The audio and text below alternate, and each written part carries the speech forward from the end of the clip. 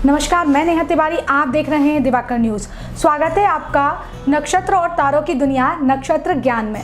आज हम बात करने वाले हैं सनातन धर्म के विशेष पौधे की, तुलसी जी की, जिसे हम सिर्फ एक वृक्ष नहीं, एक पौधा नहीं मानते हैं, बल्कि ये हमारे लिए पूजनीय है। तो तुलसी जी से संबंधित, इस तुलसी के पौधे से संबंधित जितने भी प्रश्न हैं, उन सभी सवालों का जवाब देने के लिए हमारे स्टूडियो में हमारे साथ फिर से उपस्थित है पंडित श्री देवशंकर जी दुबे।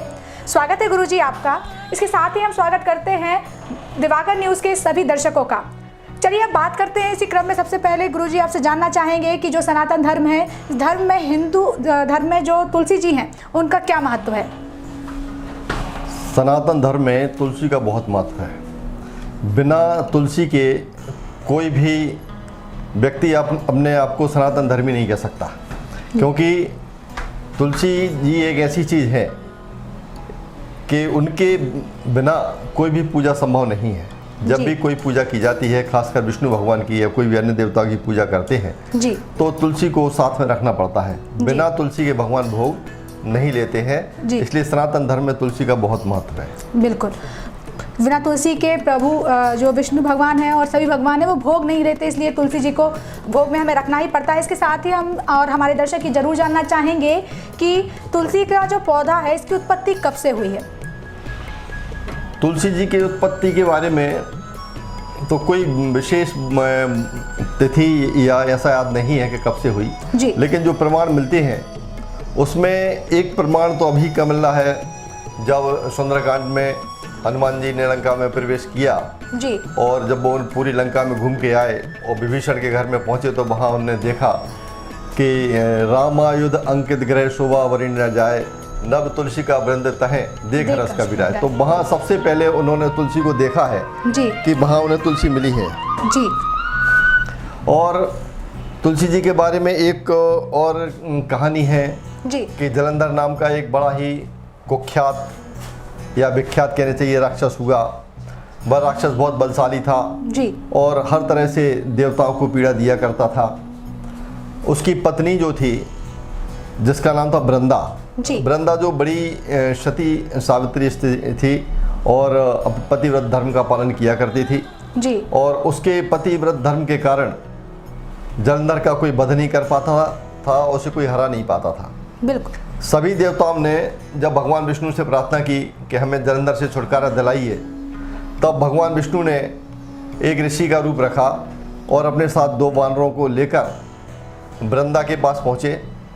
और उन में से एक वानर ने कहा कि वृंदा ने जब पूछा कि हमारे पति युद्ध में गए हैं, उनका क्या समाचार है, तब भगवान ने कहा कि तुम्हारे पति का वध हो गया है, और इस वानर ने तुम्हारे पति के सिर को देखा है, और दूसरे वानर ने तुम्हारे पति के धड़ को देखा है।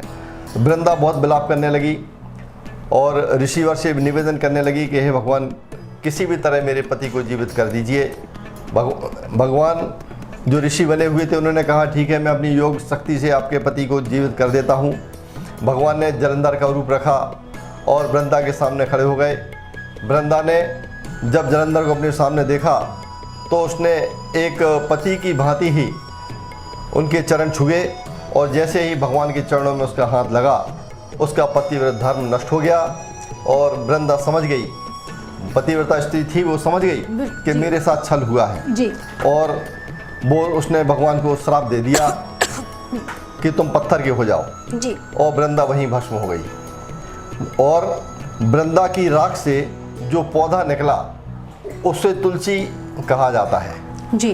तब भगवान ने भी इस बात का बहुत ही अफसोस हुआ भगवान के मन में कि हमसे गलती हुई और मैंने इस पतिव्रता नारी के धर्म को भ्रष्ट किया है। बिल्कुल, भगवान ने उसको वरदान दिया कि आज से जो भी मेरे पत्थर का जो शिला रूप है, उसका पूजन करेगा और उसको तुलसी का अर्पण करेगा, तो उसकी सारी मनोकामनाएं पूर्ण होंगी जी। इस तरह से तुलसी की उत्पत्ति के बारे में बताया जाता है। बिल्कुल, तो जो तुलसी जी की उत्पत्ति हुई है, ये एक पतिव्रता नारी की भस्म से तुलसी जो है उनका उत्पत्ति हुई है, और भगवान ने खुद तुलसी के महत्व को बताया है। इसके साथ ही गुरुजी आपसे जानना जरूर चाहेंगे कि अपने घर में सुख शांति और समृद्धि को लाने के लिए तुलसी से जुड़े हुए कुछ ऐसे साधारण से उपाय जो सहजता से हमारे दर्शक कर सकें, ताकि उनका जीवन भी सुखमय हो। हर सनातन धर्म के जो मानने वाले व्यक्ति हैं, उनके घर में तुलसी का पौधा हुआ करता है जी। सबके घर के आंगन में तुलसी का पौधा देखने के लिए मिल जाया करता है। और तुलसी के पौधे की अनेक विशेषताएं हैं, अनेक औषधीय रूप भी हैं, उसके औषधीय गुण भी हैं तुलसी में जी। और तुलसी को माता कहा जाता है। घर के यदि ईशान कोण में तुलसी का पौधा लगाया जाए तो वो विशेष शुभ रहता है। तुलसी के पौधे को हम कहीं भी लगा दें, लेकिन घर के दक्षिण भाग में नहीं लगाना चाहिए जी। ऐसा कहा जाता है कि यदि आग्नेय कोण में तुलसी का पौधा लगा दिया जाए जी। और किसी के बच्चों का विवाह नहीं हो रहा है या उसको कार्य में सफलता नहीं मिल रही है तो उसको सफलता मिलने लगती है। और यदि कोई व्यक्ति इंटरव्यू वगैरह देने के लिए जा रहा है और हर बार असफल हो रहा है, यदि वो 2 तुलसी के दल या पत्ते अपने जीभ पर रख के चला जाए, मुंह में रख के चला जाए, तो निश्चित रूप से उसका इंटरव्यू अच्छा होता है और उसको सफलता मिलती है जी। भगवान ने यह भी वरदान दिया है कि जिसके घर में तुलसी होगी और जो तुलसी का पूजन करेंगे उसके लिए यमराज अपने बंधन में नहीं बांध सकेंगे। मृत्यु तो आएगी लेकिन वो नरक में नहीं जाएगा।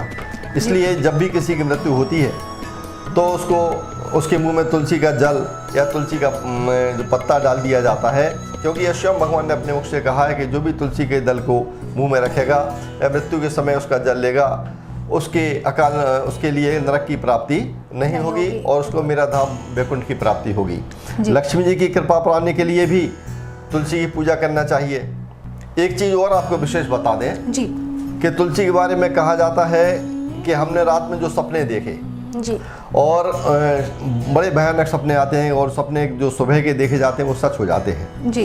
तो यदि ये डर है अपने मन में कि आज हमने ऐसा सपना देखा है, कहीं ऐसा ना हो कि ये सच हो जाए, तो प्रातः काल उठ के अपने हाथ धो और तुलसी माता के पास पहुंचो और उनसे प्रार्थना करो कि हे माँ, हमने जो रात में स्वप्न देखे हैं उन स्वप्नों का कोई भी दुष्प्रभाव हमारे जीवन पर ना पड़े जी। बस इतनी प्रार्थना करने से आपके जो स्वप्न रात में देखे हैं उनका प्रभाव नष्ट हो जाता है जी।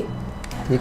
तो ये पूरी जानकारी देने के लिए गुरुजी आपका बहुत बहुत धन्यवाद। तो आज हमने इस एपिसोड में जाना कि जो तुलसी का पौधा होता है उसका क्या महत्व होता है। तुलसी हमारे सनातन संस्कारों में आदरणीय और पूजनीय पौधा है बिल्कुल, और इसके वैज्ञानिक जो गुण हैं वो उपयोग भी बहुत है, औषधीय पौधा भी है। इसके साथ ही आपने जाना वो कौन से उपाय हैं जिन्हें करके आप अपनी इच्छाओं को, मनोकामनाओं को पूरा कर सकते हैं, घर में सुख शांति और समृद्धि को बनाए रख सकते हैं। और आई होप आपको ये पूरी जानकारी बहुत पसंद आई होगी। यदि आप किसी भी अपनी समस्या का निवारण गुरुजी से करवाना चाहते हैं, उनसे जो उपाय है वो जानना चाहते हैं, तो स्क्रीन पर दिए गए नंबर पर आप उनसे कॉन्टैक्ट कर सकते हैं। अभी के लिए इतना ही। मिलते हैं अगले गुरुवार को फिर से किसी नए एपिसोड के साथ, किसी एक नए टॉपिक के साथ। तब तक के लिए इजाज़त दीजिए। देखते रहिए दिवाकर न्यूज़।